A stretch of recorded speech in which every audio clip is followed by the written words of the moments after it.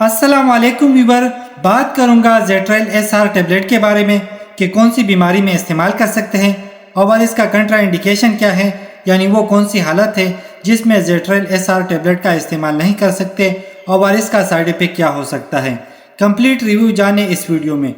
तो सबसे पहले बात करेंगे जेट्राइल टेबलेट की कंपोजिशन के बारे में। तो इसके अंदर अल्पोजोसिन पाया जाता है और सोफी फार्मा कंपनी का प्रोडक्ट है।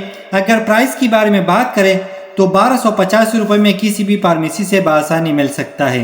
अब बात करेंगे कि किन कंडीशन में जेट्राइल एसआर टेबलेट का इस्तेमाल किया जाता है। तो मर्दों में एक बीमारी है जिसका नाम है इनलार्ज प्रोस्टेट ग्लैंड, यानी जिन लोगों का प्रोस्टेट ग्लैंड बड़ा हुआ हो तो उनको पेशाब करते हुए मुश्किलात होती हैं, जैसा कि पेशाब बार बार आना या पेशाब रोक रोक कर आना, और कभी कभार यूरिन रिटेंशन भी हो जाती है, यानी पेशाब बंद भी हो जाती है।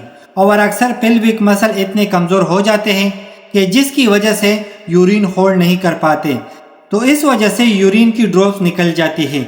और नॉर्मल पर्सन हर 4 से 5 घंटे के बाद वॉशरूम जाता है, लेकिन ओवर एक्टिव ब्लडर वाला पेशेंट जो है वो रात को बार बार वॉशरूम जाता है। तो ऐसे पेशेंट जिनको प्रोस्टेट का मसला हो तो ऐसी कंडीशन में जेट्राइल एसआर टेबलेट का इस्तेमाल कर सकते हैं। और इसके अलावा जेट्राइल टेबलेट मसल को रिलैक्स करता है, जिसकी वजह से पेशाब करने में मुश्किलात नहीं होती। और जब ब्लडर से यूरिन आना बंद हो जाते हैं तो डॉक्टर हजरत पोलिस कैथेटर पास करके यूरिन निकाला जाता है।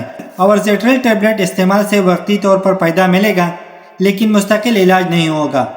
अब बात करते हैं कंट्रा इंडिकेशन के बारे में कि वो कौन सी हालत है जिसमें जेट्राइल टेबलेट का इस्तेमाल नहीं कर सकते। अगर किसी को अल्पोजोसिन से एलर्जी हो तो ऐसी कंडीशन में इस्तेमाल ना करें। और इसके अलावा अगर किसी को गुर्दों की कोई बीमारी हो तो ऐसी कंडीशन में इस्तेमाल ना करें। अब बात करते हैं साइड इफेक्ट के बारे में कि जेट्राइल टेबलेट के इस्तेमाल से क्या क्या नुकसान हो सकता है। तो नोजिया हो सकता है, सर दर्द हो सकता है, और इसके अलावा स्टमक पेन हो सकता है, और इसके अलावा चक्कर आना भी हो सकता है, और इसके अलावा डायरिया भी हो सकता है। अब बात करेंगे डोसेज यानी तरीका इस्तेमाल के बारे में। तो एक टेबलेट रोज़ाना इस्तेमाल कर सकते हैं, लेकिन एक चीज़ का खास ख्याल रखें कि कोई भी मेडिसिन डॉक्टर के मशवरे के बगैर इस्तेमाल ना करें। तो उम्मीद करता हूँ वीडियो अच्छी लगी होगी। लाइक कर देना, शेयर कर देना, अगर कोई सवाल हो तो कमेंट्स कर देना, अगर चैनल पे नहीं हो तो सब्सक्राइब कर देना।